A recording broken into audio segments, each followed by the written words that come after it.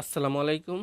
আজকে 30তম বিসিএস সাধারণ জ্ঞান বাংলাদেশ অংশের প্রশ্ন সমাধান করব, যেগুলা খুবই গুরুত্বপূর্ণ এবং প্রতি বছর বিভিন্ন চাকরি পরীক্ষায় এসে থাকে।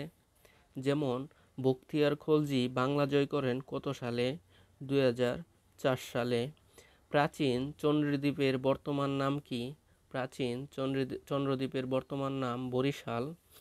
গণপ্রজাতন্ত্রী বাংলাদেশের মনোগ্রামে কতটি তারকা চিহ্ন রয়েছে? 4টি। বাংলাদেশের নদী গবেষণা ইনস্টিটিউট কোথায়? নদী গবেষণা ইনস্টিটিউট ফরিদপুর। আর যদি বলে মৎস্য গবেষণা ইনস্টিটিউট তাহলে হবে চাঁদপুর।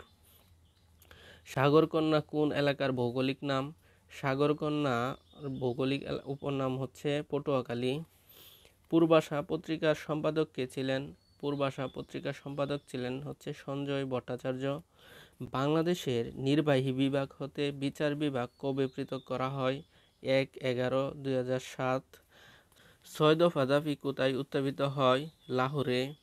দেশের প্রথম ঔষধ পার্ক কোথায় স্থাপিত হচ্ছে? গজারিয়া।